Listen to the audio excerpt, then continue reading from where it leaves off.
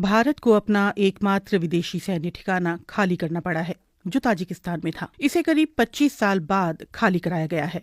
इसका नाम था आयनी एयरबेस। भौगोलिक स्थिति की वजह से इस एयरबेस का काफी ज्यादा सामरिक महत्व था।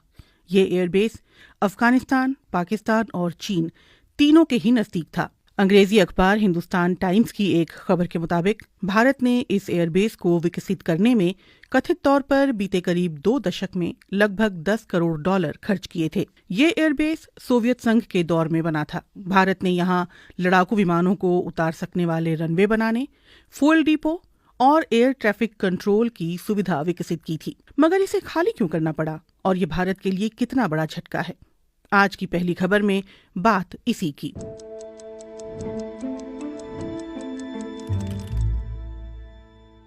कांग्रेस महासचिव जयराम रमेश ने इसे भारत की रणनीतिक नाकामी बताया है, जबकि सरकार का कहना है कि समझौते की मियाद पूरी होने के बाद भारत ने इस एयरबेस से वापसी की है। 30 अक्टूबर को भारतीय विदेश मंत्रालय के प्रवक्ता रणधीर जायसवाल ने इस मुद्दे पर पूछे गए एक सवाल पर प्रतिक्रिया दी थी। उनके जवाब के बाद ही इस मुद्दे पर आधिकारिक तौर पर जानकारी मिली। We had a bilateral arrangement with Tajikistan for the rehabilitation and development of any aerodrome.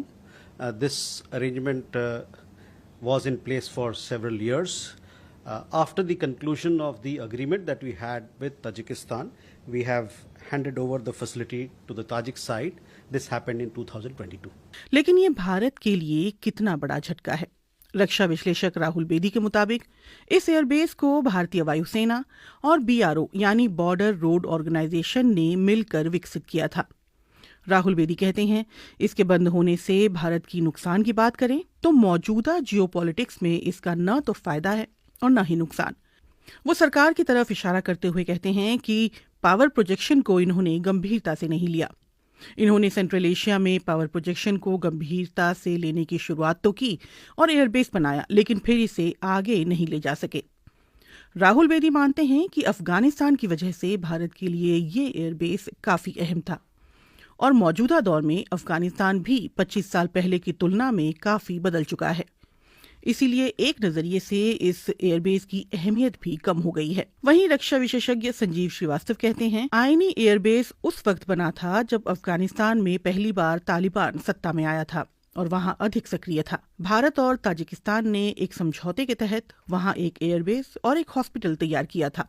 वो समझाते हैं कि 9/11 के हमलों के बाद तालिबान के खिलाफ अमेरिका ने युद्ध छेड़ा और अफगानिस्तान से तालिबान को उखाड़ फेंका, जिसके बाद अफगानिस्तान में बड़ा बदलाव आया और 2021 में एक बार फिर यहां तालिबान ने सत्ता में वापसी की है। संजीव श्रीवास्तव कहते हैं, आप देखें तो अफगानिस्तान में तालिबान दोबारा सत्ता में है और अगर भारत इस एयरबेस के तौर पर अपनी मौजूदगी बरकरार रखता है जो तालिबान के खिलाफ बनाया गया था, तो ये ठीक नहीं होता।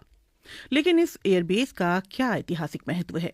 राहुल बेदी कहते हैं, ये वो दौर था जब भारत के अफगानिस्तान से काफी अच्छे ताल्लुकात थे और नॉर्दर्न अलायंस के अहमद शाह मसूद के साथ भारत के अच्छे संबंध थे। 9/11 के हमलों से 2 दिन पहले यानी 9 सितंबर 2001 को अलकायदा के चरमपंथियों ने अफगानिस्तान के एक बड़े योद्धा और नॉर्दर्न अलायंस के प्रमुख अहमद शाह मसूद की एक आत्मघाती हमले में हत्या कर दी थी।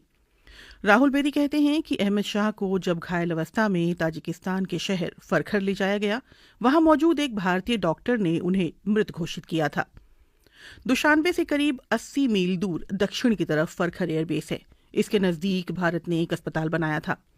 वहीं आयनी एयरबेस भारत के लिए ऐतिहासिक तौर पर काफी अहम रहा है। इस एयरबेस के पास भारत ने एक फील्ड हॉस्पिटल भी तैयार किया था।